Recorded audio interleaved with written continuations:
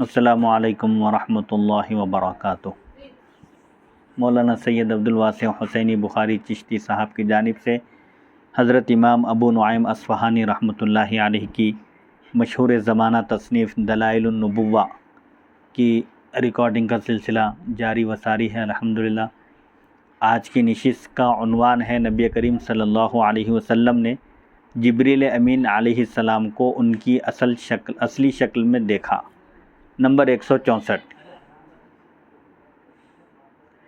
शुरैह बिन उबैद से रिवायत है कि जब नबी करीम सल्लल्लाहु अलैहि वसल्लम मिअराज के लिए तशरीफ़ ले गए तो मौला ने अपने बंदे की तरफ जो वही की सो की, तो जिब्रील अमीन सजदे में गिर गए, यहाँ तक कि अल्लाह ताला ने अपने नबी को जो देना था दे दिया, जो अता करना था अता कर दिया। आप फरमाते हैं, हुज़ूर पाक अलैहिस्सलातु वस्सलाम फरमाते हैं, मैंने सर उठाया तो जिब्रील को उनकी असली शक्ल में देखा।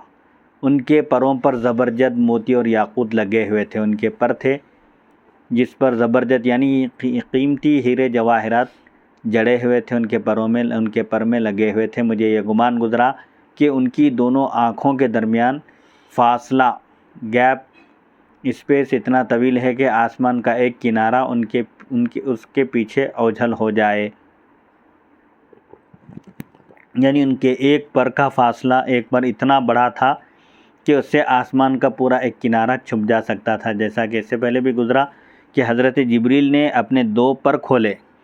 रिवायत में आता है कि हज़रत जिब्रील के जुमला 600 पर हैं, जिनमें से उन्होंने सिर्फ़ 2 पर खोले तो उससे मशरिक़ और मग़रिब ढक गए, यानी मशरिक़ और मग़रिब उससे छुप गए।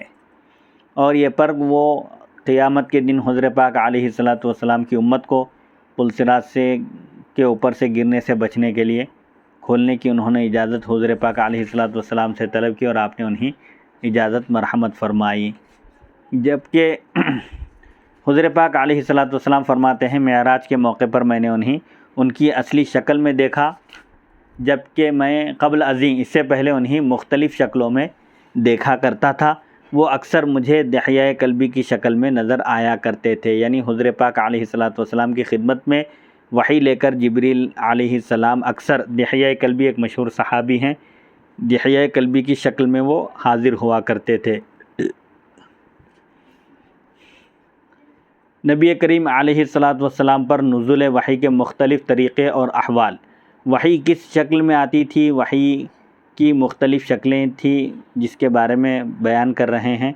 नंबर 165 सैयदा आयशा रज़ियल्लाहु अन्हा से रिवायत है कि हारिस बिन हिशाम ने नबी करीम सल्लल्लाहु अलैहि वसल्लम से पूछा कि आपके पास वही किस तरह आती है, तो आप सल्लल्लाहु अलैहि वसल्लम ने फरमाया, कभी तो घंटी जैसी आवाज़ आती है।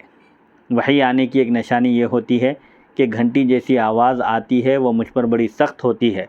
जब वो आवाज़ ख़त्म होती है तो मैं सारी बात समझ चुका होता हूँ। जब वो आवाज़ ख़त्म हो जाती है तो जब तक आप पूरी वही याद कर लिए होते हैं और समझ चुके होते हैं। और कभी फ़रिश्ता शक्ल इंसानी में आकर मुझसे बात करता है और मैं उसकी बात को, उसके कलाम को याद कर लेता हूँ। नबी करीम सल्लल्लाहु अलैहि वसल्लम पर नुज़ुल वही के मुख्तलिफ़ मरातिब व अहवाल थे, यानी मुख्तलिफ़ शक्लों में आपके पास वही आया करती थी। इब्तिदा में तो आपको सच्चे ख्वाब आते थे, यानी आप सल्लल्लाहु अलैहि वसल्लम को इब्तिदा नबूवत में ख्वाब नज़र आते थे, सच्चे आते थे, और वो ख्वाब की ताबीर मिन वान आपके सामने आती। जिस तरह आप ख्वाब में देखते उसी तरह ताबीर उसकी आपके सामने आती। ताहम उस दौर को ज़माने नबूवत में शामिल करने के बारे में उलमा का इख्तिलाफ़ है। जिस ज़माने में हुज़ूर पाक अलैहिस्सलातु वस्सलाम को सच्चे ख्वाब नज़र आते थे, वो क्या ज़माना वो नबूवत के ज़माने में शुमार है या नहीं, इस सिलसिले में उलमा का इख्तिलाफ़ है। दूसरी सूरत ये थी वही की कि जिब्रील अमीन अलैहिस्सलाम आपके दिल पर किसी बात का इल्क़ा करते थे, आपके दिल में कोई बात डालते थे, मगर आपको वो नज़र न आते थे। देखिए हाकिम की मुस्तदरक।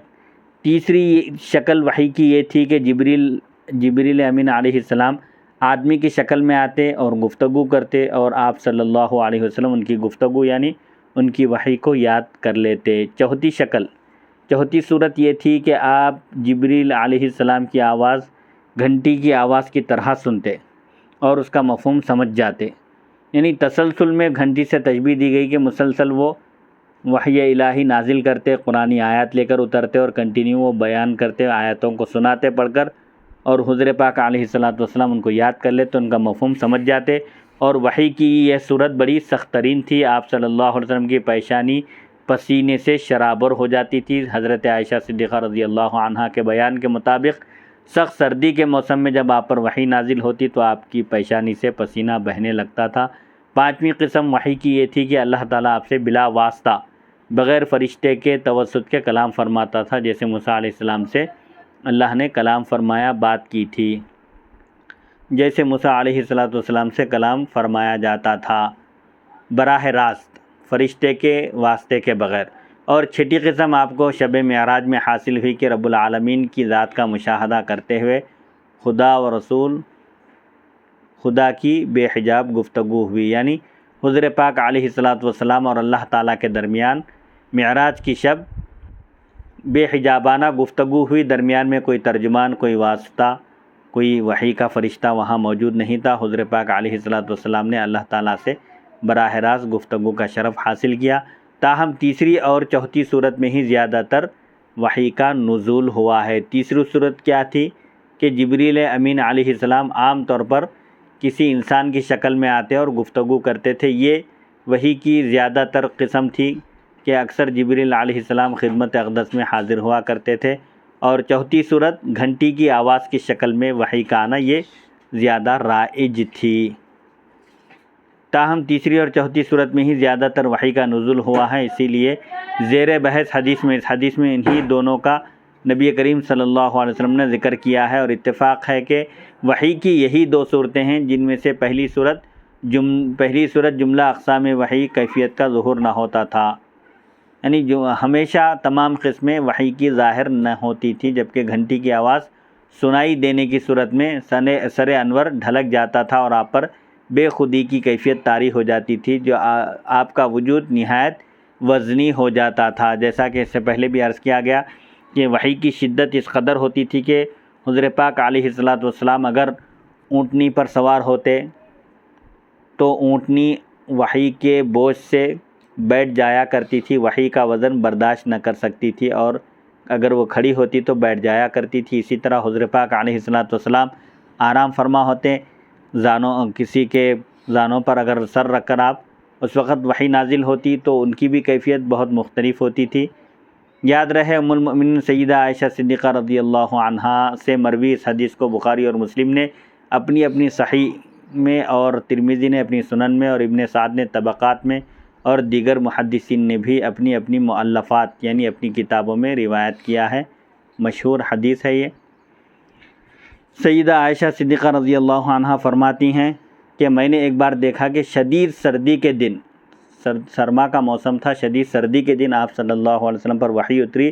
جب سلسلہ وحی ختم ہوا، وحی نازل ہونا ختم ہو گئی تو آپ کی پیشانی پسینے سے شرابور تھی، یعنی سخت سردی کے موسم میں بھی آپ کو پسینہ آ رہا تھا۔ نزول وحی کے وقت آپ کا چہرہ پسینے سے شرابور ہو جاتا تھا۔ نمبر 166 عمر فاروق رضی اللہ عنہ سے روایت ہے، فرماتے ہیں کہ نبی کریم صلی اللہ علیہ وسلم جب وحی نازل ہوتی تو ہم آپ کے پاس ایسی آواز سنتے، جب نبی کریم صلی اللہ علیہ وسلم پر وحی الہی کا نزول ہوتا، وحی الہی نازل ہوتی تو ہم آپ کے پاس ایسی آواز سنتے جیسے شہد کی مکھی بھن بھناتی ہے۔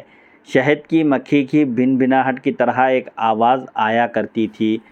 نمبر 167 عبادہ بن صامت رضی اللہ عنہ سے روایت ہے کہ نبی کریم صلی اللہ علیہ وسلم پر جب وحی اترتی تو آپ کو تکلیف محسوس ہوتی اور چہرہ انور کا رنگ متغیر ہو جاتا، یعنی بدل جایا کرتا تھا۔ نمبر 168 زید بن ثابت رضی اللہ عنہ سے روایت ہے، فرماتے ہیں جب نبی کریم صلی اللہ علیہ وسلم پر وحی نازل ہوتی تو آپ کا وجود بھاری ہو جاتا، یعنی وزن ہو جاتا، اور سردیوں میں بھی آپ کی جبین پر، آپ کی پیشانی یا اقدس پر موتیوں کی طرح پسینے کے قطرے لڑکنے لگتے۔ یعنی وحی کی شدت بتلانا مقصود ہے کہ سخت سردی کے موسم میں بھی اس قدر گرمی ہوتی تھی جب آپ پر وحی نازل ہوتی تو آپ کی پیشانی یا اقدس سے پسینہ بہا کرتا تھا۔ وحی اترتے وقت آپ کا وجود انتہائی وزنی ہو جانا۔ نمبر 169 زید بن ثابت رضی اللہ عنہ سے روایت ہے، فرماتے ہیں میں نبی کریم صلی اللہ علیہ وسلم کے پاس وحی لکھا کرتا تھا، یعنی آپ کا شمار کاتبان وحی میں تھا۔ اللہ تعالیٰ جو کچھ بھی نازل فرماتا چند صحابہ کرام اس کی کتابت پر مامور تھے، مقرر تھے، چنانچہ ان میں ایک زید بن ثابت رضی اللہ عنہ بھی ہیں جو کاتبان وحی میں سے تھے۔ آپ فرماتے ہیں ایک مرتبہ آپ صلی اللہ علیہ وسلم نے فرمایا، یہ لکھو، یہ آیت لکھو، اعوذ باللہ من الشیطان الرجیم، لا یستوی القاعدون من المؤمنین والمجاہدون فی سبیل اللہ، مومنوں میں سے بیٹھے رہنے والے اور راہ خدا میں جہاد کرنے والے برابر نہیں ہیں۔ لا یستوی القاعدون من المؤمنین غیر اولی الضرر والمجاہدون فی سبیل اللہ۔ جب یہ آیت آپ صلی اللہ علیہ وسلم لکھائے کہ جہاد کرنے والے، اللہ کی راہ میں دشمنان اسلام سے لڑنے والے اور گھروں میں بیٹھے ہوئے رہنے والے دونوں برابر نہیں ہو سکتے اجر و ثواب میں، درجے میں۔ اتنے میں عبداللہ ابن ام مکتوم آگے عرض کرنے لگے، یا رسول اللہ صلی اللہ علیہ وسلم، یہ نابینا صحابی تھے، میں جہاد کرنا چاہتا ہوں مگر آپ جانتے ہیں میں معذور ہوں، میری بینائی ختم ہو چکی ہے۔ حضرت زید کہتے ہیں نبی کریم صلی اللہ علیہ وسلم کی ران میری ران پر تھی، یعنی آپ صلی اللہ علیہ وسلم میرے زانوں پر سر انور رکھ کر لیٹے ہوئے تھے، اچانک آپ کا وجود بھاری ہو گیا، بہت وزن ہو گیا، مطلب وحی نازل ہونا شروع ہو گئی، یہاں تک کہ میں ڈرنے لگا کہیں میری ران ٹوٹ نہ جائے، یعنی میری ہڈی ٹوٹ نہ جائے اس وزن سے۔ پھر آپ صلی اللہ علیہ وسلم نے ارشاد فرمایا، لا یستوی القاعدون من المؤمنین غیر اولی الضرر والمجاہدون فی سبیل اللہ۔ یہ غیر اولی الضرر، یہ ایک حصہ جو بعد میں نازل ہوا، پہلے لا یستوی القاعدون من المؤمنین والمجاہدون فی سبیل اللہ ہوا تھا، ایک حصہ اس وقت نازل ہوا یہ بتلانے کے لیے کہ بغیر عذر کے اگر کوئی گھر میں بیٹھا رہے، جہاد سے پیچھے رہ جائے، اور جو اللہ کی راہ میں جہاد کرے، دشمنان اسلام سے لڑے، وہ دونوں برابر نہیں ہو سکتے درجے میں۔ تو اگر کوئی عذر کے ساتھ اگر بیٹھا رہے، عذر کی وجہ سے شریک نہ ہو سکے، تو وہ اس میں نہیں آتا۔ مومنوں میں سے کسی عذر کے بغیر جہاد کرنے سے پیچھے رہ جانے والے، بیٹھے رہ جانے والے اپنے گھروں میں اور راہ خدا میں جہاد کرنے والے برابر نہیں ہے۔ عبداللہ ابن مکتوم کا جواب آ گیا، یعنی انہوں نے جو اپنا عذر ظاہر کیا تھا، اللہ تعالیٰ نے غیر اولی الضرر کہہ کر جو معذور ہیں ان کو اس حکم سے خارج کر دیا، ان کا عذر ان کے لیے کافی ہے، یعنی عذر کی وجہ سے وہ جہاد میں شریک نہیں ہو سکتے، تو ان پر کوئی حرج، شریعت کی طرف سے کوئی گرفت اور مواخذہ نہیں ہے۔ ایک نمبر 170، صفوان بن یعلا اپنے والد سے روایت کرتے ہیں کہ وادی جعرانہ، ایک وادی کا نام ہے، وادی جعرانہ میں نبی کریم صلی اللہ علیہ وسلم کے پاس ایک شخص آیا، اس نے جبہ پہن رکھا تھا اور بدن پر خلوق، ایک خوشبو ہے یہ، خلوق یا بقول راوی زردی کا اثر تھا، پنساہٹ کا، پیلے پن کا اثر تھا۔ وہ شخص عرض کرنے لگا، عمرہ کرنے کے لیے میرے متعلق کیا حکم ہے؟ اتنے میں وحی آ گئی، آپ پر ایک کپڑے سے پردہ کر دیا گیا، یعنی آپ چادر تان کر لیٹ گئے۔ یعلا کہتے ہیں میں چاہتا تھا کہ نبی کریم صلی اللہ علیہ وسلم کا دیدار ایسے وقت میں کروں جب آپ پر وحی اتر رہی ہو۔ مجھے حضرت عمر نے کہا، کیا تم نزول وحی کی حالت میں نبی کریم صلی اللہ علیہ وسلم کو دیکھنا چاہتے تھے؟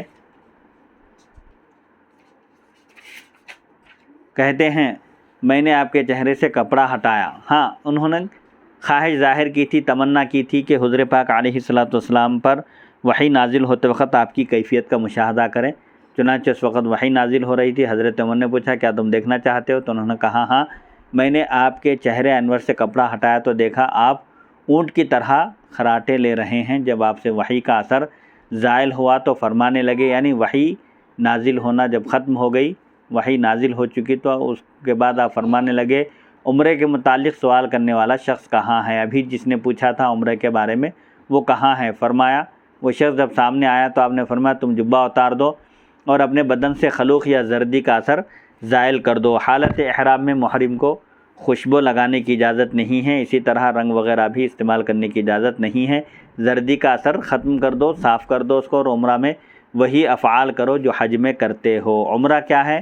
دراصل احرام باندھنا عمرے کی نیت کے ساتھ، اور خانہ کعبہ کا طواف کرنا، اور 2 رکعت نماز پڑھنا مقام ابراہیم کے پاس، اور صفا اور مروہ کے درمیان سعی کرنا، یہ عمرہ ہے۔ اس کے بعد بال منڈانے کے بارے میں بھی 2 چیزیں ہیں، پورے بال منڈا سکتے ہیں، یہ افضل ہے، یا کم سے کم کچھ بال کم کرنا یہ چاہیے، یہ معتمر کو کرنا چاہیے۔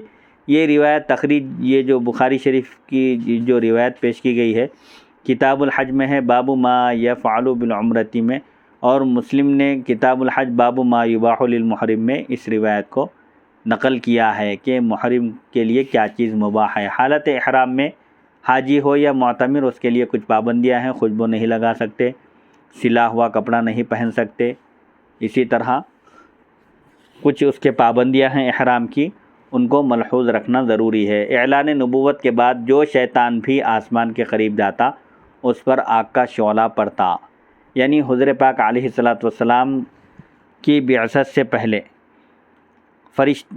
شیاطین آسمان پر جایا کرتے تھے اور وہاں فرشتوں کی گفتگو سن کر وہ آ کر بیان کرتے تھے، وہ کاہنوں کے دلوں میں ڈالتے تھے، ان کو بتاتے تھے، تو کاہن اس گفتگو کو سن کر دنیا میں جو انقلابات ہونے والے ہیں، جو واقعات ہونے والے ہیں، اس کے بارے میں لوگوں کو بتاتے تھے، ایک سچ بات کے ساتھ 99 جھوٹ ملا کر کہا کرتے تھے۔ لیکن حضور پاک علیہ الصلاۃ والسلام کی تشریف آوری کے بعد شیاطین کا آسمان پر داخلہ بند کر دیا گیا۔ اب اگر کوئی شیطان آسمان میں ہونے والی گفتگو کو سننے کی کوشش کرتا ہے تو اس کو آگ کا ایک شعلہ ہلاک کر دیتا ہے۔ نمبر 171، اسی حقیقت کو قرآن مجید میں یوں بیان کیا گیا ہے۔ سورہ جن میں اللہ تعالیٰ ارشاد فرماتا ہے جنوں کے قول کی حکایت کرتے ہیں، وَأَنَّا لَمَسْنَا السَّمَاءَ فَوَجَدْنَاهَا مُلِئَتْ حَرَسًا شَدِيدًا وَشُهُبًا وَأَنَّا كُنَّا نَقْعُدُ مِنْهَا مَقَاعِدَ لِلسَّمْعِ فَمَن يَسْتَمِعِ الْآنَ يَجِدْ لَهُ شِهَابًا رَّصَدًا، اور جنوں نے کہا ہم نے آسمان کو چھوا تو اسے سخت حفاظت اور شعلوں میں گھرا ہوا پایا۔ آسمان کو چھو کر دیکھا تو کیا دیکھتے ہیں کہ وہاں پر زبردست پہرا بٹھا دیا گیا ہے اور شعلے والے ستارے ہیں، اور یہ کہ ہم اس سے پہلے آسمان کے قریب اپنی نشست گاہوں میں کچھ سننے کے لیے بیٹھا کرتے تھے۔ آسمان کے قریب وہ اپنے وہ بنائے تھے، وہاں معلومات حاصل کرنے کے مراکز دفتر بنائے تھے، تو اب جو کوئی سننے کی کوشش کرتا ہے تو اپنی طاق میں ایک لپکتا ہوا شعلہ پاتا ہے۔ یعنی حضور پاک علیہ الصلاۃ والسلام کی بعثت کے بعد اگر کوئی آسمان سے کوئی بات چرانے کی، وہاں آسمان پر اللہ اور فرشتوں کے درمیان ہونے والی کچھ گفتگو کو اچک لینا چاہتا ہے تو ایک شعلہ آ کر اس کو ہلاک کر دیتا ہے۔ نمبر 171، ابن عباس رضی اللہ عنہما سے روایت ہے کہ جنوں کے ہر قبیلے نے آسمان کے قریب اپنی نشست گاہیں بنا رکھی تھی، یعنی آسمان کے قریب انہوں نے اپنی کچھ مقاعد کرسیاں بنا رکھی تھی۔ جب فرشتوں کی طرف وحی اترتی تو وہ اس قسم کی ایک آواز سنتے جیسے صفا پہاڑ پر بڑا سا لوہا پھینک دیا جائے، اور سن کر سجدے میں گر پڑتے، پھر تب سر اٹھاتے جب وحی مکمل ہو جاتی، پھر وہ آپس میں کہتے تمہارے رب نے کیا فرمایا ہے؟ اگر وہ آسمان سے متعلق فرمان ہوتا تو کہتے وہ حق ہے اور عظیم و کبیر ہے، اور اگر زمین سے متعلق ارشاد ہوتا یا کوئی غائب بات فیصلے میں آتی یا کسی کی موت وغیرہ کا فیصلہ ہوتا تو فرشتے ایک دوسرے کو بتلاتے کہ اس طرح ہوگا، اس طرح ہوگا، یعنی دنیا میں یہ واقعہ پیش آنے والا ہے۔ دنیا میں ایسا جیسے کوئی بھی ایک واقعہ، مثال کے طور پر طوفان آنے والا ہے، آندھی چلنے والی ہے یا زلزلہ آنے والا ہے، ایسا کچھ ہونے والا ہوتا اور اللہ کی طرف سے فرشتوں کو آگاہ کر دیا جاتا۔ زمین سے متعلق وہ امر ہوتا تو فرشتے آپس میں ایک دوسرے کو بتاتے۔ شیاطین یہ باتیں سن کر اپنے دوستوں یعنی کاہنوں کے پاس آتے اور انہیں آگاہ کرتے۔ جو کاہن غیب کی خبر دیا کرتے تھے ان کو آ کر شیاطین ہی یہ بتایا کرتے تھے۔ جب نبی کریم صلی اللہ علیہ وسلم کو مبعوث کر دیا گیا، یعنی آپ کو بھیجا گیا مخلوق کی ہدایت کے لیے، تو شیطانوں پر ستارے پھینکے جانے لگے۔ سب سے پہلے قبیلے بنو ثقیف کو اس کا علم ہوا۔ ان میں بکریوں والا روزانہ ایک بکری اور اونٹوں والا روزانہ ایک اونٹ ذبح کیا کرتا تھا شیطانوں کو خوش کرنے کے لیے۔ لوگ اپنے مالوں کی طرف دوڑے اور آپس میں کہنے لگے آج ذبح نہ کرو، یہ لپکنے والے ستارے اگر وہی ہیں جن سے ہدایت کی جاتی ہے تو ٹھیک ہے، بہتر ہے، ورنہ کوئی حادثہ رونما ہو گیا ہوگا، کوئی حادثہ پیش آیا ہوگا۔ مگر انتظار بسیار کے بعد یہی معلوم ہوا کہ یہ وہی رہنما ستارے ہیں۔ یعنی یہ کئی طویل انتظار کے بعد یہ پتہ چلا کہ یہ ستارے شہاب ثاقب نہیں ہیں، لوگوں کو اندھیری راتوں میں مسافروں کو راستہ دکھانے والے ہیں۔ ادھر اللہ تعالیٰ نے جنوں کا رخ نبی کریم صلی اللہ علیہ وسلم کی طرف کر دیا، انہوں نے حاضر ہو کر قرآن سنا اور کہنے لگے کہ خاموش ہو کر توجہ سے قرآن سنو۔ یعنی اس واقعے کے بعد جنوں کی ایک جماعت نبی کریم صلی اللہ علیہ وسلم کے پاس حاضر ہوئی، انہوں نے قرآن سنا تو انہیں بہت اچھا لگا اور وہ بڑی توجہ سے دھیان سے سننے لگے اور آخر کار ایمان لے آئے۔ چنانچہ قرآن کریم میں ہے وَإِذْ صَرَفْنَا إِلَيْكَ نَفَرًا مِنَ الْجِنِّ يَسْتَمِعُونَ الْقُرْآنَ فَلَمَّا حَضَرُوهُ قَالُوا أَنصِتُوا فَلَمَّا قُضِيَ وَلَّوْا إِلَىٰ قَوْمِهِمْ مُنذِرِينَ پارہ 26 سورہ احقاف آیت نمبر 29۔ اور جب ہم نے آپ کی طرف کئی جنوں کا رخ کر دیا، یعنی جنوں کی ایک جماعت کو آپ کی طرف پھیر دیا، آپ کے پاس بھیجا تاکہ وہ کان لگا کر قرآن سنیں، چنانچہ جب وہ وہاں حاضر ہوئے تو کہنے لگے خاموش ہو جاؤ، یعنی اپنے ساتھیوں سے کہا خاموش رہو، قرآن کی تلاوت ہو رہی ہے، غور سے سنو قرآن۔ پھر جب قرات موقوف ہو گئی، یعنی قرآن کی تلاوت مکمل ہو گئی، تو وہ جن اپنی قوم کو عذاب سے ڈرانے وہاں سے چلے گئے۔ شیاطین ابلیس کے پاس پہنچے۔ جب شیاطین کا داخلہ آسمان پر بند کر دیا گیا، وہاں سے وہ کوئی بات چرا نہیں سکتے تھے۔ حضور پاک علیہ السلام دنیا میں تشریف لا چکے تھے، تو اس وقت شیاطین اپنے سردار ابلیس کے پاس پہنچے اور اسے سارا ماجرا سنایا، تو وہ کہنے لگا، ماجرا یعنی یہ قصہ واقعہ سنایا، تو وہ کہنے لگا یہ تو زمین میں کوئی حادثہ ہوا ہے، میرے پاس زمین کے ہر علاقے کی کوئی مٹی لاؤ۔ چنانچہ جب اس کے سامنے مکے کی خاک مٹی لائی گئی تو کہنے لگا ہاں یہاں حادثہ ہوا ہے، یعنی مکہ مکرمہ میں نبی آخر الزمان صلی اللہ علیہ وسلم تشریف لا چکے ہیں، اس وجہ سے شیاطین کا داخلہ آسمان پر بند کر دیا گیا۔ اعلان نبوت ہوا تو بتان روئے عرض سرنگوں ہو گئے، یعنی حضور پاک علیہ السلام نے جب نبوت کا اعلان فرمایا تو اس وقت روئے زمین کے تمام بت منہ کے بل گر گئے، سر کے بل وہ زمین پر گر گئے۔ اسی طرح حضور پاک علیہ السلام کی ولادت باسعادت کے موقع پر بھی ہوا کہ بت سر کے بل گر پڑے اور بہت سارے محیر العقول، عقلوں کو حیرت میں ڈالنے والے واقعات پیش آئے۔ نمبر 172 حضرت ابو ہریرہ رضی اللہ عنہ سے روایت ہے کہ جب نبی کریم صلی اللہ علیہ وسلم نے اعلان نبوت فرمایا تو ہر بت سرنگوں ہو گیا، یعنی سر کے بل جھک گیا، گر گیا۔ شیاطین نے ابلیس سے آ کر کہا کہ دنیا کا ہر بت سرنگوں ہو گیا ہے، یعنی جھک گیا ہے، سر کے بل گر پڑا ہے یا جھک گیا ہے۔ تو کہنے لگا شیطان ابلیس کہنے لگا اس کا مطلب یہ ہے کہ کوئی نبی مبعوث ہوئے ہیں، یعنی کوئی دنیا میں کوئی نبی ہدایت کرنے کے لیے، مخلوق کو راہ ہدایت دکھانے کے لیے تشریف لائے ہیں، اسی لیے تو ایسا ہوا ہے، لہٰذا جاؤ اور انہی سرسبز علاقوں میں تلاش کرو، مختلف علاقوں میں جا کر دیکھو کہ اس وقت دنیا میں کوئی نبی تشریف لائے کیا۔ انہوں نے تلاش کیا مگر ناکام لوٹے، بہت تلاش کیا لیکن ان کو کوئی سراغ ہاتھ نہیں لگا، ناکام ہو کر لوٹے۔ تو شیطان کہنے لگا اب تم ڈھونڈیں، اب میں ڈھونڈتا ہوں۔ یہ کہہ کر شیطان خود ڈھونڈنے کے لیے نکل پڑا، تو وہ آپ کی تلاش میں نکلا۔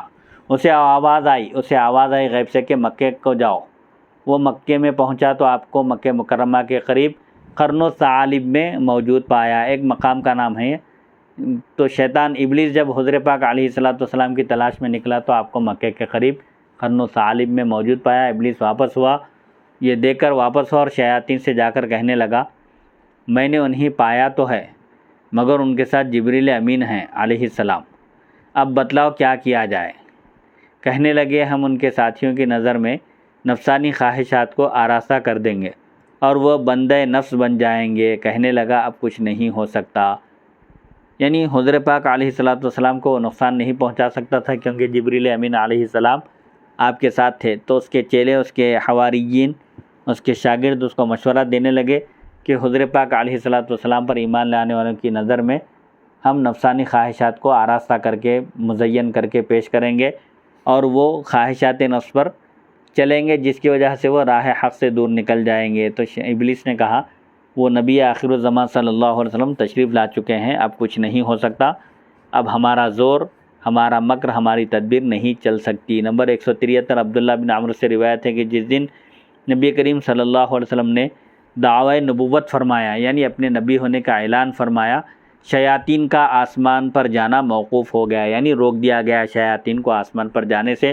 انہیں اوپر سے آگ کے شعلے پڑے، وہ ابلیس کے پاس آئے اور اس کی اطلاع دی تو وہ کہنے لگا، ابلیس کہنے لگا کوئی بڑا حادثہ رونما ہوا ہے، یعنی کوئی بہت بڑی بات ہو گئی ہے، یہ تو علاقہ بنی اسرائیل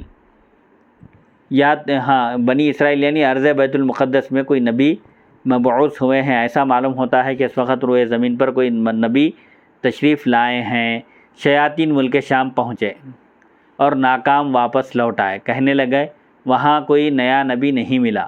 ابلیس نے کہا میں انہیں تلاش کرتا ہوں، یہ کہہ کر وہ آپ کو ڈھونڈنے کے لیے نکلا، دیکھا تو آپ غار حرا سے اتر رہے ہیں، جبریل علیہ السلام بھی آپ کے ساتھ ہیں۔ ابلیس اپنے ساتھیوں کے پاس پہنچا اور کہنے لگا احمد صلی اللہ علیہ وسلم مبعوث ہو گئے ہیں، یعنی نبی آخر الزمان صلی اللہ علیہ وسلم کی بعثت ہو گئی ہے، آپ تشریف لا چکے ہیں اور جبریل امین علیہ السلام بھی آپ کے ساتھ ہیں، اب بتلاؤ تمہاری کیا رائے ہے، اب ہم کو کیا کرنا چاہیے؟ شیاطین کہنے لگے ہم انسانوں کے لیے دنیا کو محبوب تر کر کے دکھائیں گے۔ کہنے لگا پھر تو کچھ بات ہے، یعنی حضور پاک علیہ السلام تشریف لا چکے ہیں، اب ساری مخلوق کی ہدایت کریں گے، لوگوں کو توحید کی دعوت دیں گے اور اللہ کے محبوب اور مقرب بنائیں گے۔ تو شیاطین کہنے لگے ہمارے پاس ابھی بھی ایک ہتھیار ہے انسانوں کو بھٹکانے کے لیے، وہ ہے خواہشات نفس پر چلانا۔ ان کی نظر میں دنیا کو اچھا بنا کر پیش کریں گے تو وہ دنیا کی طرف جھک جائیں گے، دنیا کی طرف مائل ہوں گے، اس طرح ہم ان کو بھٹکانے اور گمراہ کرنے میں کامیاب ہو جائیں گے۔ شیطان کو تھپڑ پڑا اور وہ بھاگ اٹھا۔ نمبر 174 ابن عباس رضی اللہ عنہما سے روایت ہے کہ شیاطین وحی سنا کرتے تھے، اللہ تعالیٰ جو فیصلے فرماتا، فرشتوں کے جو حوالے کرتا، وہ آسمان کے قریب رہ کر سنا کرتے تھے۔ جب نبی کریم صلی اللہ علیہ وسلم مبعوث ہوئے تو انہیں آسمانوں پر آنے سے روک دیا گیا۔ انہوں نے ابلیس تک اطلاع پہنچائی، اس نے کہا کوئی غیر معمولی بات ہو گئی ہے۔ ابلیس جبل ابو قبیس، یہ مکہ مکرمہ کا ایک پہاڑ ہے مشہور، پہاڑ کا نام ہے ابو قبیس، جبل ابو قبیس پر چڑھا۔ یہ زمین پر رکھا جانے والا پہلا پہاڑ ہے۔ اللہ تعالیٰ نے جب زمین کی تخلیق کی، زمین کو بنایا، پیدا کیا تو زمین ہلنے لگی۔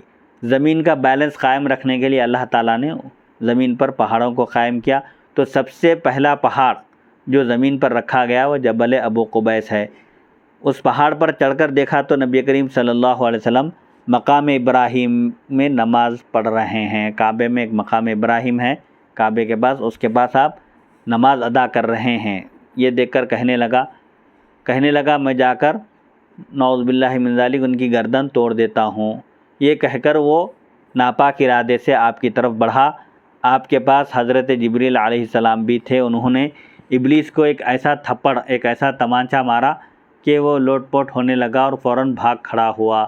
حضرت جبریل علیہ السلام نے اس کی خبر لی اور اس کو زبردست تمانچہ رسید کیا، جس کی وجہ سے اس پر ہیبت طاری ہوئی اور وہ دم دبا کر وہاں سے فرار ہو گیا۔ نمبر 175 انس بن مالک رضی اللہ عنہ سے روایت ہے کہ ابلیس کے قدم بہت بڑے ہیں، اس کا تخت سمندر پر ہے، وہ جو اجلاس کرتا ہے، میٹنگ کرتا ہے، سمندر پر ایک تخت رکھ کر میٹنگ کرتا ہے، جیسا کہ احادیث میں بھی اس کا واقعہ آیا ہے۔ اگر وہ ظاہر ہو جائے تو اس کی پرستش کی جانے لگی، اگر وہ مخلوق کے سامنے ظاہر ہو جائے، نکل کر آ جائے تو لوگ اس کی عبادت کرنے لگیں گے۔ کہتے ہیں جب نبی کریم صلی اللہ علیہ وسلم کا ظہور ہوا تو وہ آپ کو نقصان پہنچانے کے لیے آیا۔ جب حضور پاک علیہ السلام اس دنیا میں تشریف لائے تو ابلیس آپ کو نقصان پہنچانے کے ارادے سے آیا۔ اچانک اس کے پاس حضرت جبریل علیہ السلام آپ پہنچے، آپ نے اسے کندھے سے پکڑا اور اٹھا کر اردن میں پھینک دیا، یعنی اس کو اس کے ارادے میں آپ نے ناکام کر دیا۔ 15ویں فصل، قرآن کریم کس طرح لوگوں کے دلوں میں گھر کر گیا۔ قرآن پاک اللہ تعالیٰ کی کتاب ہے، آخری کتاب ہے اور اللہ تعالیٰ کا یہ کلام ہے۔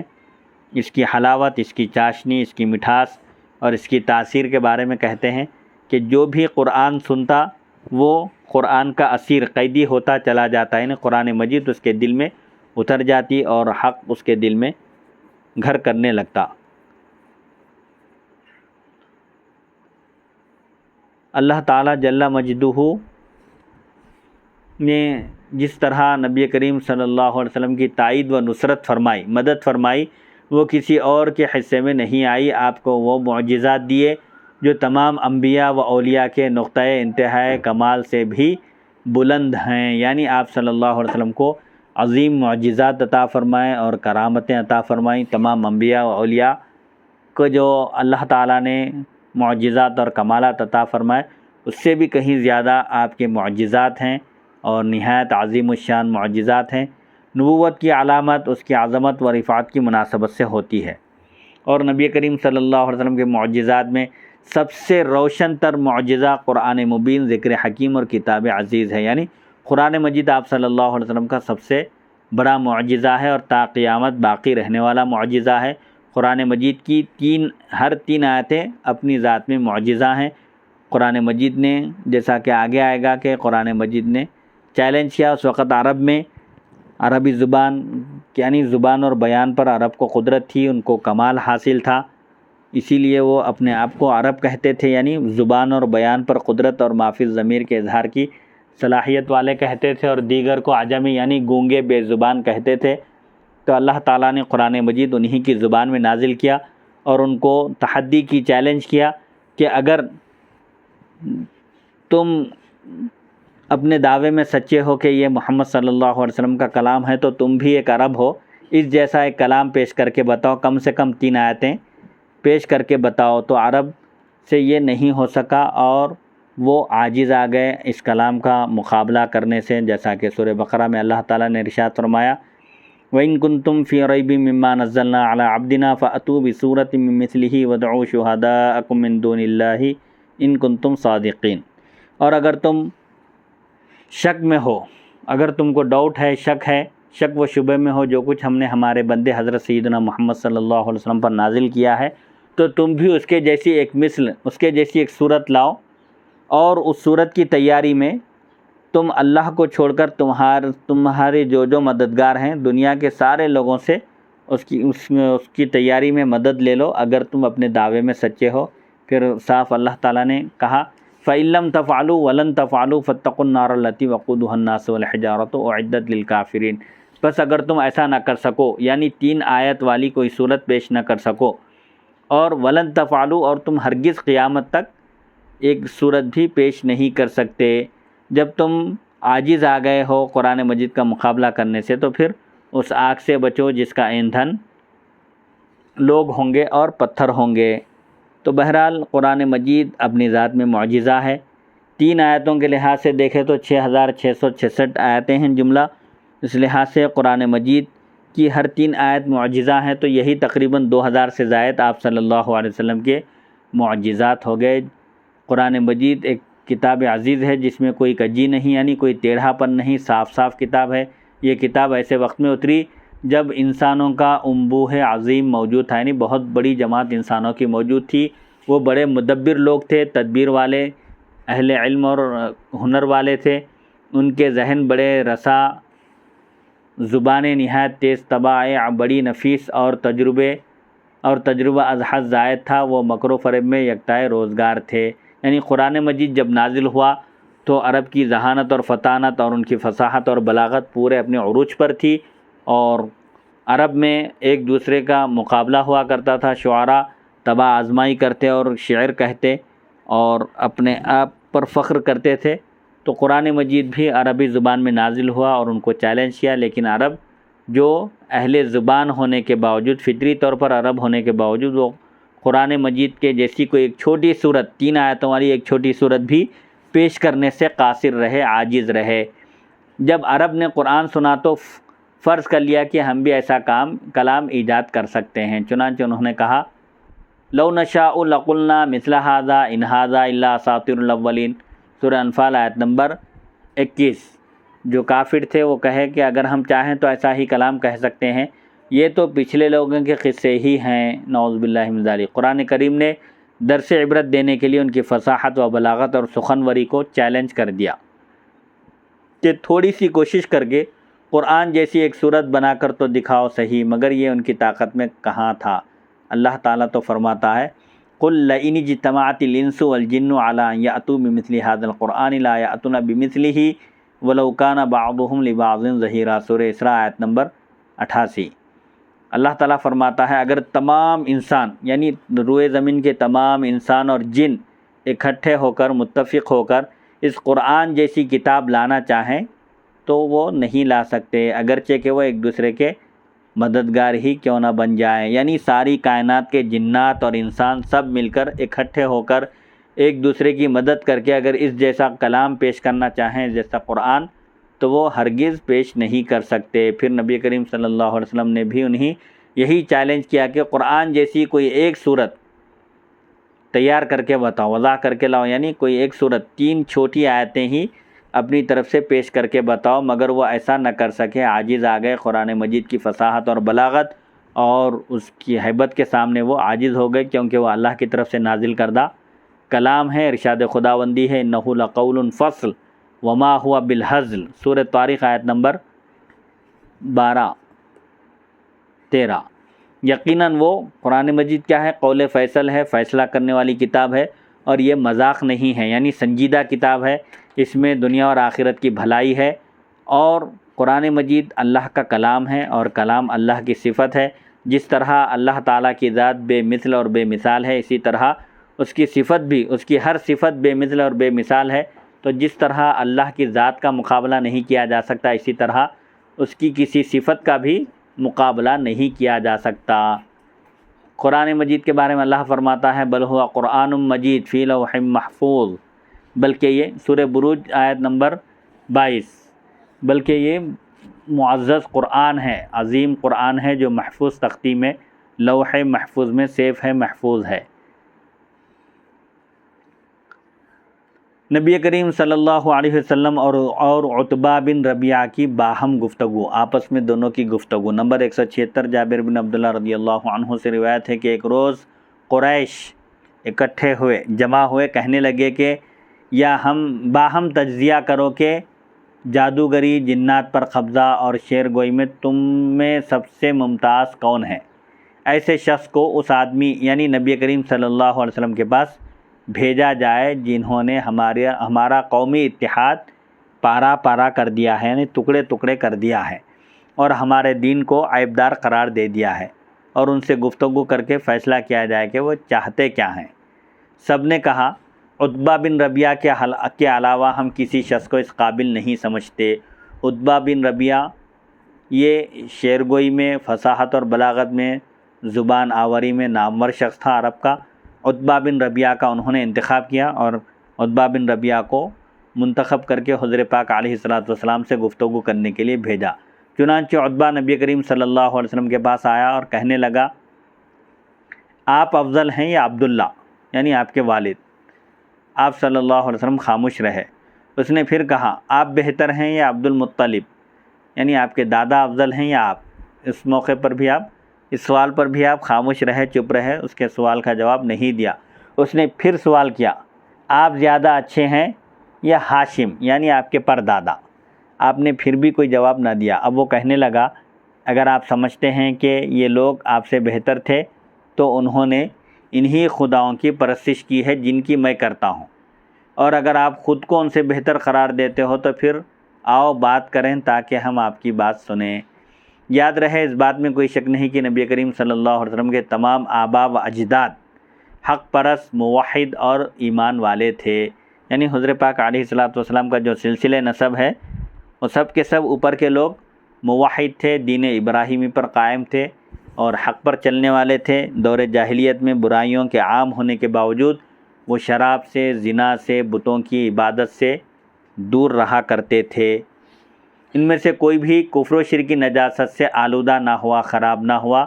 کوئی بھی ایسی حدیث سے صحیح موجود نہیں جو ان میں سے کسی کے کفر و شرک پر اور بت پرستی پر دلالت کرتی ہو، یعنی کسی بھی صحیح حدیث سے ان کے کافر اور مشرک ہونے کا ثبوت نہیں ہے۔ رہی یہ حدیث تو یہ ضعیف ہے اور اپنے بعض راویوں کی وجہ سے درجہ صحت کو نہیں پہنچتی۔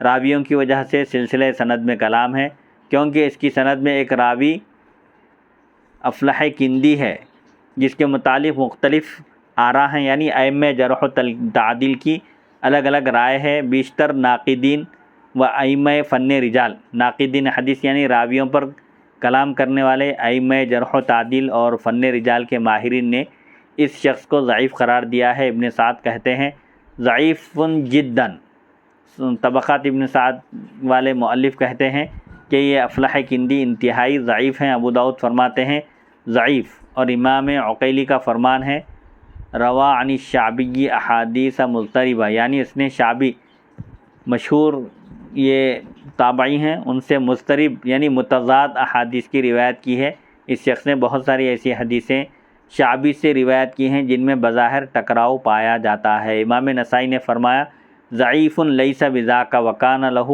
رأی سوء، یعنی یہ شخص ضعیف ہے، اس قابل نہیں کہ اس کی روایت لی جائے، یہ بد اعتقاد بھی تھا۔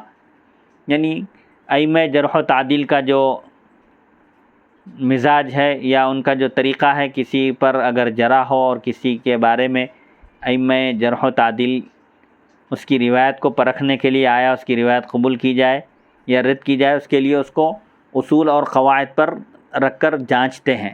تو بڑے بڑے ناقدین حدیث نے اس شخص کو رد کر دیا، اور امام جوزجانی نے کہا مفتری یعنی جھوٹ گھڑتا ہے، اس شخص کو مفتری کہا جو جھوٹ باتیں بیان کرتا ہے۔ اور ابن عدی، یہ بھی بہت بڑے ناقدین حدیث میں سے ابن عدی کا بیان ہے کہ انہ یعد فی شیعۃ الکوفتی، کہ یہ کوفہ کے شیعہ میں اس کا شمار کیا جاتا تھا۔ دیکھیے تہذیب التہذیب جلد اول صفحہ 159 تا 190۔ تو جس حدیث میں اس قسم کے راوی ہوں اسے دلیل بنا کر امام الانبیاء سید الانبیاء نبی کریم صلی اللہ علیہ وسلم کے آبائے کرام کو کافر و مشرک کیسے قرار دیا جا سکتا ہے؟ پھر یہ حدیث قرآن کریم کی کئی نصوص یعنی کئی آیتوں سے بھی ٹکراتی ہے، جن کا تذکرہ حدیث نمبر 15 میں گزر چکا ہے۔ اے محمد صلی اللہ علیہ وسلم، اپنی قوم کے لیے آپ سے بڑھ کر کسی نے، یہ عتبہ بن ربیعہ کہتا ہے نعوذ باللہ من ذالک کہ اے محمد صلی اللہ علیہ وسلم، اپنی قوم کے لیے آپ سے بڑھ کر کسی نے بدبختی کا سامان فراہم نہیں کیا ہوگا۔ آپ نے ہمارے اتحاد کو پارا پارا کر دیا، یعنی ہماری یونٹی یکجہتی کو ختم کر دیا، قوم کو دھڑوں میں بانٹ دیا، یعنی بعض لوگوں کو آپ نے جو توحید کی دعوت دی جس کی وجہ سے کچھ لوگ بنٹ گئے، آپ کی دعوت پر لبیک کہے اور وہ موحد ہو گئے، اور ہمیں عرب میں آپ نے رسوا کر دیا۔ اب یہ مشہور ہو گیا ہے کہ قریش میں جادوگر اور کاہن بھی پیدا ہونے لگے ہیں۔ قسم بخدا ہمیں اسی بات کا انتظار ہے کہ حاملہ عورت کی چیخ کی طرح اچانک اعلان جنگ ہو جائے گا اور ہم تلواریں لیے باہم خون ریزی کرتے ہوں گے، یعنی ہم آپس میں ایک دوسرے کو قتل کریں گے، مار ڈالیں گے، اور یوں ہم اپنے ہاتھوں خود کو مٹا دیں گے۔ یہ نوبت آگے چل کر آ جائے گی۔ اس کے بعد عتبہ بن ربیعہ کہتا ہے اے شخص، اگر تمہیں رشتے کی ضرورت ہے تو قریش کی عورتیں چن لو، 10 عورتوں سے تمہاری شادی کر دیں گے۔ یعنی نعوذ باللہ من ذالک یہ کفار اور مشرکین یہ سمجھے کہ حضور پاک علیہ الصلوۃ والسلام دنیاوی خواہش میں آپ ایک نئے دین کی دعوت دے رہے ہیں، تو وہ پوچھتے ہیں کیا آپ کو حسین و جمیل عورتوں سے نکاح کرنے کی خواہش ہے؟ اگر آپ کی یہ خواہش ہے تو ہم عرب کی مشہور اور حسن و جمال والی عورتوں سے آپ کا نکاح کر دیں گے۔ اگر اس دعوت سے آپ کا مقصد نعوذ باللہ من ذالک اگر مال ہے، آپ کو مال چاہیے، مال و دولت کے آپ طالب ہیں، تو ہم آپ کے پاس اتنی دولت جمع کریں گے کہ آپ قریش کے سب سے دولت مند انسان بن جائیں گے۔ اس طرح مختلف باتیں عتبہ بن ربیعہ نے کی، لیکن نبی کریم صلی اللہ علیہ وسلم نے فرمایا تم نے بات کر لی، یعنی کیا تمہاری بات ہو گئی یا کچھ اور کہنا باقی ہے؟ عتبہ کہنے لگا ہاں، میری گفتگو مکمل ہو گئی، میں جس مقصد سے آیا تھا میں نے وہ مقصد بیان کر دیا۔ تب آپ صلی اللہ علیہ وسلم نے ان آیات کی تلاوت شروع فرمائی۔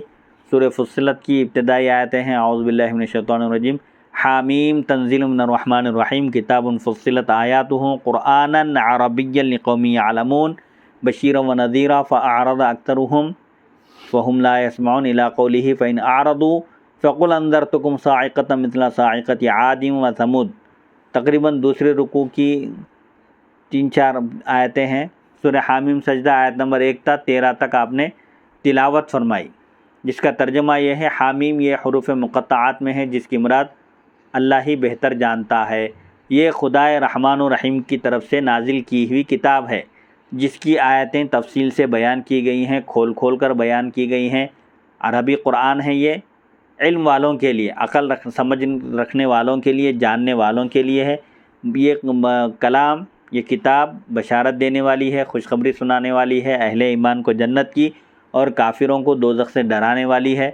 تو ان میں سے اکثر نے منہ پھیر لیا، یعنی قرآن مجید جب نازل ہوا، دین کی دعوت دی گئی، توحید کا پیغام پہنچایا گیا، تو اکثر لوگوں نے منہ پھیر لیا، یعنی توحید کی دعوت قبول نہیں کی۔ اور ایسا معلوم ہوتا ہے کہ فہم لا یسمعون کہ وہ انہوں نے سنا ہی نہیں ہے، لوگ کان نہیں دھرتے حق بات سننے کی طرف، اپنے کان نہیں لگاتے۔ پھر آگے یہاں تک آپ نے تلاوت فرمائی فَإِنْ أَعْرَضُوا، اگر وہ لوگ اعراض کریں، منہ پھیر لیں، بے رخی اختیار کریں، تو آپ فرما دیجئے کہ میں تمہیں قوم عاد و سمود جیسی کڑک سے، بجلی سے ڈراتا ہوں۔ جیسے قوم عاد اور سمود نے اللہ کے رسولوں کی تکذیب کی، ان کا فرمان نہیں مانا، ان کی دعوت کو قبول نہیں کیا، تو اللہ تعالیٰ نے ان دونوں قوموں کو تباہ و برباد کر دیا، ان پر اپنا عذاب نازل کیا۔ عاد کو بھی تہ تیغ کر دیا گیا، اور قوم سمود کو بھی اللہ تعالیٰ نے جڑ پیڑ سے اکھاڑ دیا۔ تو آپ نے فرمایا کہ اگر تم بھی اعراض کرو گے، منہ پھیر لو گے اور میری بات نہیں مانو گے، تو تمہارا بھی وہی حشر ہوگا جو قوم عاد اور سمود کا ہوا تھا۔ عتبہ نے کہا بس کیجئے، اس کے علاوہ بھی کچھ کہنا چاہتے ہو؟ آپ نے فرمایا نہیں۔ چنانچہ وہ قریش کے پاس واپس آ گیا۔ وہ کہنے لگے، عتبہ بن ربیعہ کو دیکھ کر وہ پوچھے کیا خبر لائے ہو، کیا گفتگو ہوئی ان سے؟ تو اس نے کہا تم ان سے جو کچھ بھی کہنا چاہتے تھے میں نے سب کچھ کہہ دیا ہے، کوئی بات چھوڑی نہیں، یعنی میں نے تمہارا پیغام ان تک پہنچا دیا۔ کہنے لگے پھر انہوں نے کچھ جواب دیا اس کا؟ کہنے لگا عتبہ ہاں، انہوں نے میری بات نہیں مانی، مجھے رب کعبہ کی قسم میں ان کی گفتگو نہیں سمجھ سکا، البتہ اتنی بات سمجھ میں آئی کہ وہ کہہ رہے تھے میں تمہیں قوم عاد و سمود جیسی کڑک بجلی سے ڈراتا ہوں۔ قریش نے کہا تم پر افسوس ہے، تم سے ایک شخص عربی میں کلام کر رہا ہے اور تم اسے سمجھتے نہیں۔ کہنے لگا بخدا میں نے صرف اتنا ہی سمجھا ہے کہ وہ ایک کڑک کا ذکر کر رہے تھے۔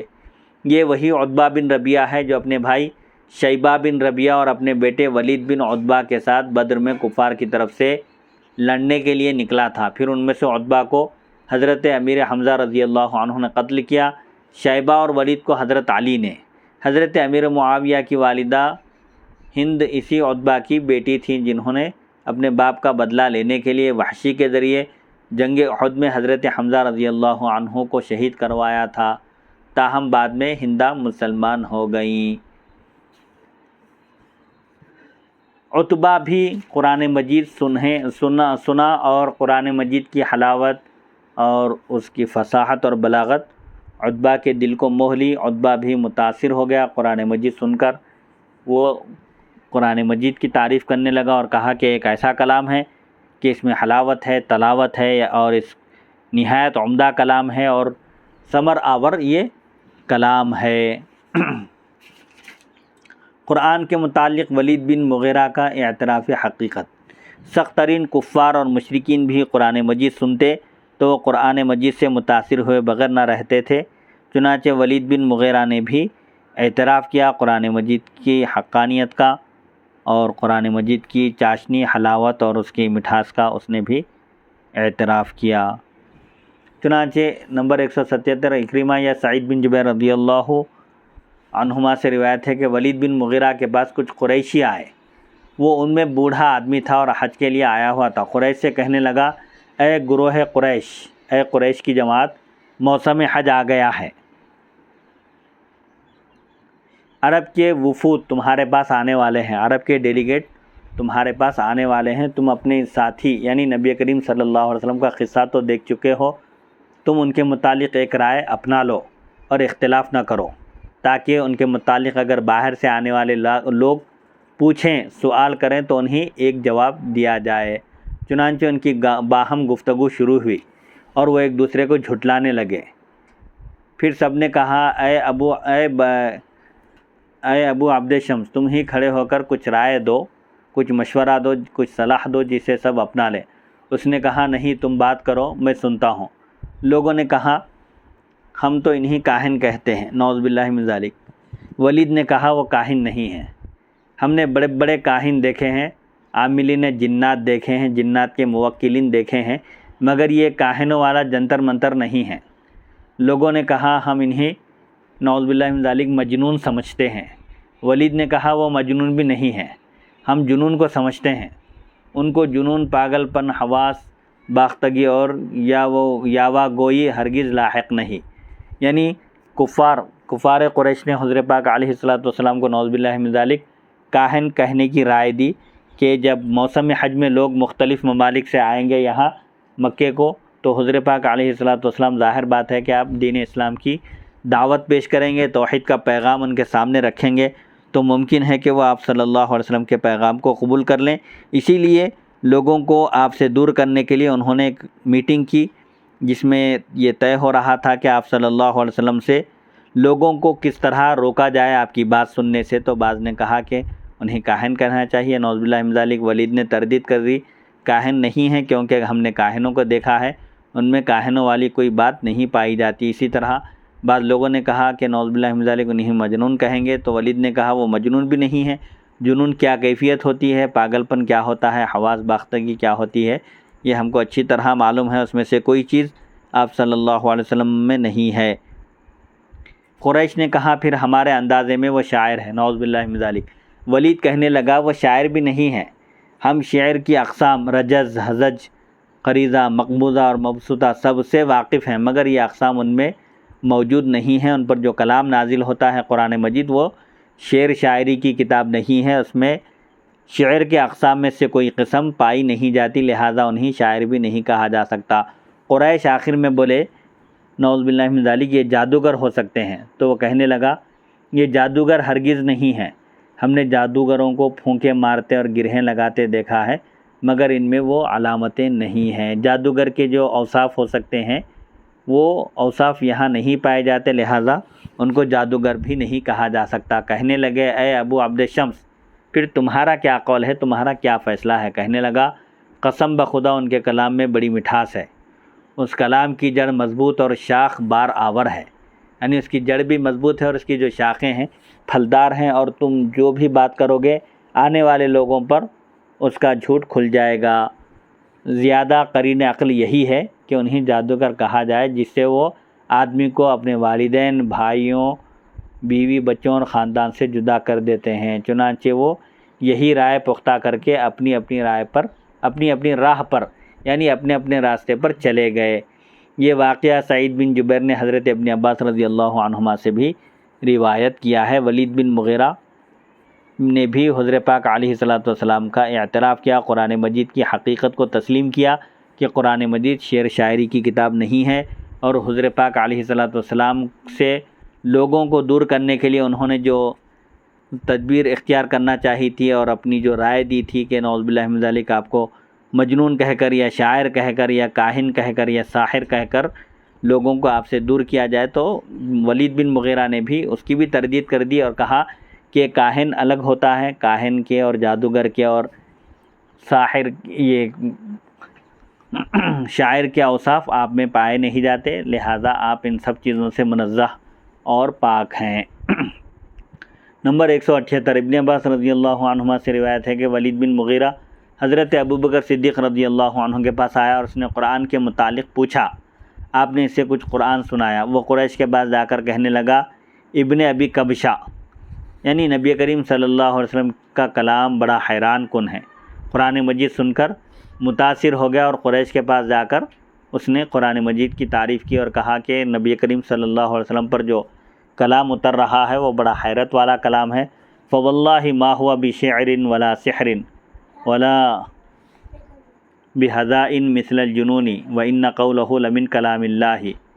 پھر قسم کھا کر کہتا ہے قسم بخدا وہ کلام نہ شعر ہے نہ جادو اور نہ مذاق ہے اور نہ ہی جنون، بے شک وہ اللہ کا کلام ہے، یعنی قرآن مجید اللہ کا کلام ہے، کسی انسان کا وہ کلام نہیں ہے۔ قریش نے اس کی بات سن کر مشورہ کیا اور کہنے لگے اگر ولید بھی ہمارے دین سے پھر گیا یعنی آبا و اجداد کے دین کو چھوڑ دے تو سارا قریش پھر جائے گا، ولید اگر مسلمان ہو جائے تو سب قریش مسلمان ہو جائیں گے۔ ابو جہل کو جب اس کی خبر ہوئی تو وہ کہنے لگا ولید کا مسئلہ تم مجھ پر چھوڑ دو، ولید کو میں سنبھال لیتا ہوں۔ چنانچہ وہ ولید کے پاس اس کے گھر پہنچا اور اس سے کہا تمہیں معلوم نہیں قوم نے تمہارے لیے صدقہ جمع کیا ہوا ہے، کیا تم کو پتہ ہے قوم نے تمہارے لیے کیا کیا ہے؟ ولید نے کہا تم قوم سے مال و اولاد کے اعتبار سے عظیم تر نہیں ہو۔ ابو جہل نے کہا لوگ باتیں کرتے ہیں کہ تم ابن ابی قحافہ یعنی لوگ کہہ رہے تھے کہ تم ابن ابی قحافہ یعنی ابوبکر صدیق رضی اللہ عنہ کے پاس جاتے ہو اور ان کے ساتھ مل کر کھانا کھاتے ہو۔ ولید نے کہا میرے سارے خاندان نے اس امر پر مجھ سے بات کی ہے میں آئندہ ابو بکر صدیق رضی اللہ عنہ کے قریب جاؤں گا نہ عمر فاروق کے رضی اللہ عنہما۔ یعنی ولید بن مغیرہ بھی قرآن مجید کی فصاحت اور بلاغت سے متاثر ہو رہا تھا۔ قرآن سن کر نبی کریم صلی اللہ علیہ وسلم کے متعلق عتبہ بن ربیعہ کا فیصلہ، نمبر 179۔ یہ ولید بن مغیرہ قرآن مجید سنا اور صحابہ سے قرآن مجید کے فضائل سنے، لیکن اس نامراد ولید بن مغیرہ کو یہ سب کچھ سمجھنے کے باوجود بھی ہدایت نہ ملی اور بالآخر سن 4 ہجری میں ذلت کی موت مر گیا، سن 4 نبوی میں۔ دیکھیے یہی کتاب حدیث نمبر 194۔ نمبر 179 عبداللہ بن محمد رضی اللہ عنہ سے روایت ہے کہ قریش نبی کریم صلی اللہ علیہ وسلم کے متعلق غور و فکر کرنے کے لیے مسجد حرام میں جمع ہوئے۔ آپ بھی مسجد ہی میں موجود تھے۔ عتبہ بن ربیعہ نے انہیں کہا، مجھے جانے دو، میں جا کر ان سے بات کرتا ہوں، شاید میں ان کے لیے تمہاری نسبت نرم خو ثابت ہو سکوں۔ جا کر ان سے بات کروں گا اور جو نئے دین کی وہ نشر و اشاعت کر رہے ہیں اس سلسلے میں بھی ان سے بات کروں گا۔ چنانچہ عتبہ آپ کے پاس آ کر بیٹھا اور کہنے لگا، اے میرے چچا زاد بھائی، میرے خیال میں تم حسب و نسب میں ہم سب سے عظیم تر ہو، مگر تم نے اپنی قوم پر وہ مصیبت کھڑی کی ہے جو کسی اور نے اپنی قوم پر نہ کی ہوگی۔ اگر ان باتوں سے تمہارا مقصد یعنی دعوت دین سے وحدانیت کا پیغام پہنچانے سے تمہارا مقصد حصول زر ہے، مال و دولت کا حصول ہے، تو قوم تم ہی اتنا مال دے سکتی ہے کہ تم قوم میں سب سے زیادہ مالدار کہلاؤ گے۔ اگر تم شرافت چاہتے ہو تو ہم تمہیں قوم کا مشرف تر فرد بنا لیتے ہیں، یعنی سب سے معزز شخص بنا لیتے ہیں اور تمہیں اپنا سردار تسلیم کر لیتے ہیں۔ اور اگر تمہیں کوئی جنون وغیرہ کی بیماری لاحق ہے تو پھر تم خود اس سے چھٹکارا نہیں پا سکتے، ہم تمہارے علاج کے لیے خزانے لٹا دیں گے۔ یعنی نعوذ باللہ من ذالک اگر کوئی جنون وغیرہ کا اثر ہے تو اس کے علاج کے لیے ہم پیسے خرچ کرنے سے پیچھے نہیں ہٹیں گے۔ اور اگر دعوت دین سے مقصد نعوذ باللہ من ذالک بادشاہت ہے، یعنی اگر آپ بادشاہ بننا چاہتے ہیں تو ہم آپ کو اپنا بادشاہ بنا لیتے ہیں۔ نبی کریم صلی اللہ علیہ وسلم نے فرمایا، ولید بن مغیرہ سے فرمایا، کیا تمہاری بات پوری ہو چکی؟